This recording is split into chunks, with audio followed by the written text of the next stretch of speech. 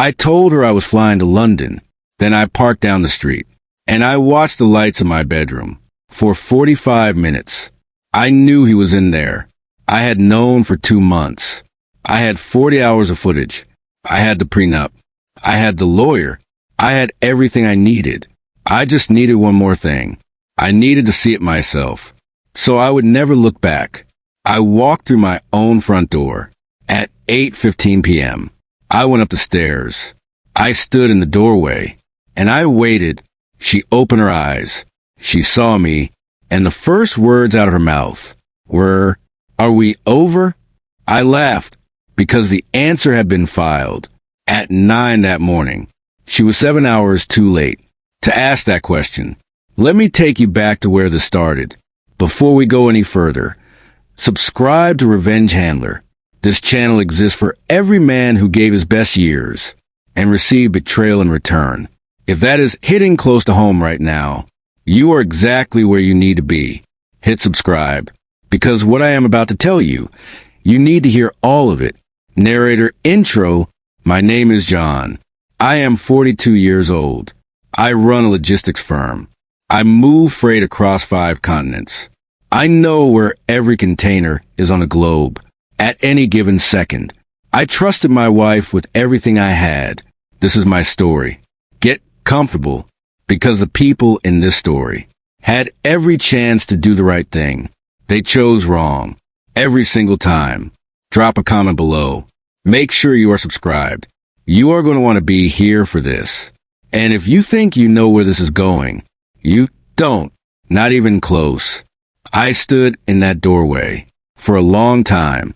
I do not know the exact number of seconds. That is unusual for me. I track everything in seconds. But standing there, time did not behave normally. She was loud. She did not know I was there. Neither did he. I watched. I did not move. I did not speak. I let it finish. She believed she was safe, because I was always predictable. For years, not one early return, not one unscheduled appearance. She had built her confidence on the foundation of my consistency. That was her miscalculation. She forgot that a man who tracks millions of containers notices when one is out of place. Let me take you back to where this started. I met Isla at a dinner party. She was 23. I was 37. She was a model. Catalog work, she told me. Nothing famous. But she was the most beautiful woman I had ever been in a room with. I am not a romantic man. I am a practical man. But I made a practical decision. That felt like a romantic one. I married her. I gave her the house in the hills, the infinity pool, the G-Wagon, the closets full of things, whose names I could not pronounce. I did not do this to control her. I did it because I could, and because I thought that a woman given everything would have no reason to go looking for something else. I was wrong. I had confused gratitude with loyalty. They are not the same thing. The first sign was a vase, a decorative vase on the entry table. I have lived in that house for 6 years. That vase has sat in the same position for 6 years. I come home. The vase is moved 2 inches to the left. I look at Isla. Did the cleaner come today? No, she said. Her heart rate was visible in her throat. Why? She asked. Nothing, I said. I moved the vase back 2 inches, perfectly centered. The symmetry was wrong, I told her. She laughed it off. She thought I was being particular. She did not understand what she had just told me. A man who tracks freight notices when things are out of place. In his own home, I filed it. I said nothing. I started paying attention differently. End of Module 1 CTA. Drop a comment below. Where are you watching from right now? And do not go anywhere, because what comes next is the part I almost did not tell anyone. If you are just joining, go back to the beginning, because what I am about to say only makes sense if you know what came before. I am a logistics man. I do not react to single data points. I look for patterns. After the vase, I started building the pattern. My house has a security system, not a standard one. the kind I had installed for a CEO-level property.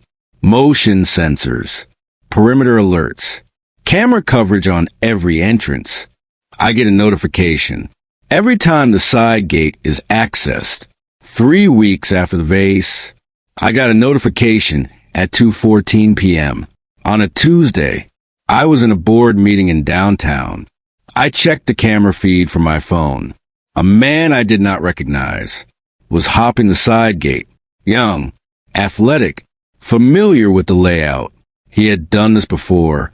I did not leave the meeting. I watched the feed for 4 minutes.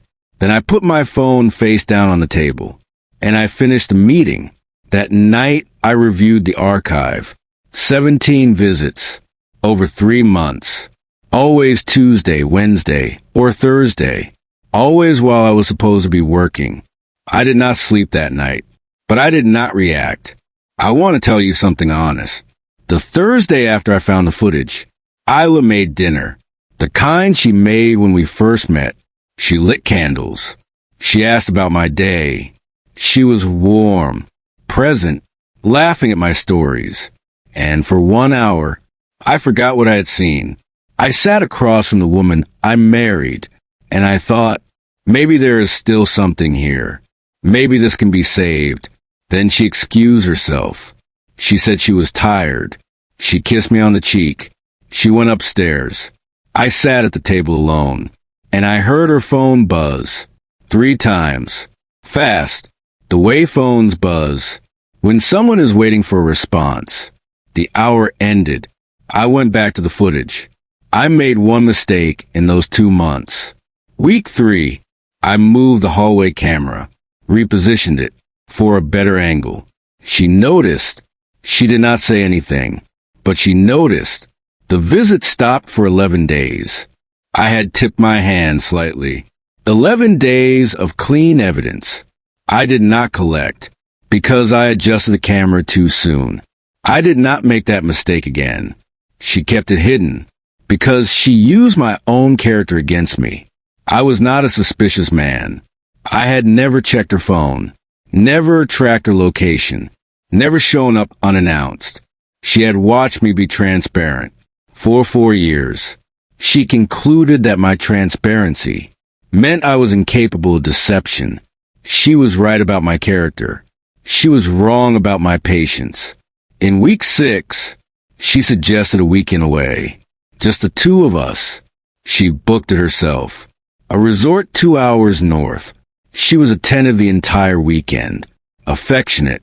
She held my hand at dinner. On the drive home, she fell asleep. On my shoulder. I thought, maybe I am wrong. Maybe the footage is explainable. Maybe the visits were innocent. Then Monday came. I got the notification at 1:47 p.m. Side gate. The Mustang was back. I watched from my phone. I was on a call with my attorney. I did not stop the call. I kept talking. I just watched, and I made my decision. If this is hitting close to home, give this video a like right now. You know exactly why. By the end of month 2, my attorney had everything. The footage, the access logs, the timestamps, the prenup with the infidelity clause. Everything was structured. Everything was ready. I was waiting for one final data point. I do not close a deal until due diligence is complete. I needed to see it myself. I needed to stand in that doorway and remove any doubt, so I would never second guess. What came next? I needed the final data point. She delivered it on a Thursday night with a London story I had written for her. Still with me? Good, because this is where everything changes. I called my attorney on a Friday morning, 6 weeks before the doorway. I told him what I had. He was quiet for a moment. Then he said, "John, do not touch anything. Do not confront anyone. Do not change your behavior. You keep living your schedule. You keep coming home at 7 p.m. You keep eating the salmon. You keep watching the business news. You give me 6 weeks." I said fine. There was a Saturday afternoon in week 3 where I almost ended it differently. We were at the pool. She was in the water, laughing at something on her phone. She looked young. She looked exactly like the woman I had chosen 9 years ago. I stood there with my coffee, and I thought I could just say it. Right now, get out of the pool. I need to tell you something. And maybe she would break down. Maybe she would be the one to end it. Maybe she would choose me. I thought about that for 2 minutes. Then she texted someone. She angled the screen away from me, just slightly, just enough. 2 minutes was over. The silence was not weakness. I want to be clear about that. Every day I said nothing was another day she was building my case. Every visit, every notification, every timestamp. She was doing my work for me. Silence was a strategy. Patience was a weapon. I am a man who moves freight across 5 continents. I have held ships in port for 3 weeks, waiting for the right customs window. I know how to wait. The London plan was my attorney's idea, not mine. He said, we need her on camera, inside the house. With him, one final document, one undeniable piece, so that no lawyer she hires can question what happened. I said, what do you need from me? He said, tell her you're going away. Make it urgent. Make it convincing. Give her enough time to make a decision she cannot take back. I said, I can do that. And I went home that night, and I told her about the London crisis. I watched her face while I described the tanker, the North Sea, the emergency board meeting. I watched her process it. I watched something behind her eyes light up. She offered to pack my bag. I said yes. She folded my shirts. She packed my ties. She kissed me at the door. She said, you too. Not I love you. You too. I got in the car. I drove around the block. I parked on the street. And I waited. The plan was to walk in at 9 p.m. My attorney wanted a specific timestamp for the footage. At 8:45, my phone rang. A real shipping crisis. North Sea, one of my tankers, my operations director, needed a decision immediately. I made the call from my car, parked down the street, from my own house. While inside, I could see the bedroom light on. I handled the crisis. I called my attorney after. He said, whenever you are ready. I said, I am ready now. I got out of the car. We are almost at the end. Subscribe now if you haven't. Because what I did, and what it cost her, I have never told anyone the full version. Until right now. You stayed. Good. Because this, right here, is the part that changed everything. I walked through the front door. I did not announce myself. I set my briefcase down in the hallway. I walked up the stairs. The bedroom door was open. It had been open for a while. I stood in the doorway. I watched. I did not look away. I needed this moment in my memory, exactly as it was. No gaps, no doubts, no version of this night, where I wondered what I had seen. She opened her eyes. She saw me. He did not. Not yet. She tried to push him off. He was confused. Then he turned. He saw me. The color left his face. In under a second, he scrambled. He fell off the bed. He tangled in the sheets. He hit the floor. He grabbed a decorative pillow to cover himself. He was stammering. Mr. Caldwell. Sir, I didn't look at him. He was not the point. He was a symptom. A boy who had borrowed something. That did not belong to him. I looked at her. She pulled the sheet to her chin. Her hands were shaking. The room smelled of everything it should not smell of. She said, Are we over? You remember what I said at the beginning, that I laughed. What I did not tell you then is what I was thinking. In the 3 seconds before I laughed, I was thinking about the vase, 2 inches to the left, the first data point. The moment I knew something was wrong, I thought about how long I had carried that knowledge. How many dinners, how many Saturdays, how many times she had looked at me and believed I did not see her. And then I laughed because she was asking me if we were over. We had been over for 6 weeks. I had just needed her to not know that. Are we over? I repeated it. I let the word sit. I walked into the room. I walked past him. He flinched. I placed my keys on the dresser. I looked at her. Isla, I said, we were over the moment you texted him. 5 minutes after my car left the driveway. We were over when you brought him into this house. We were over when you decided to bring a boy into a man's home. I just needed to see if you had the decency to lock the bedroom door. You knew? She whispered. I am a logistics man, I said. I know who enters and exits my depot. I get an alert every time. The perimeter is breached. I have known for 2 months. I have 40 hours of footage. I have the receipts. I have the texts.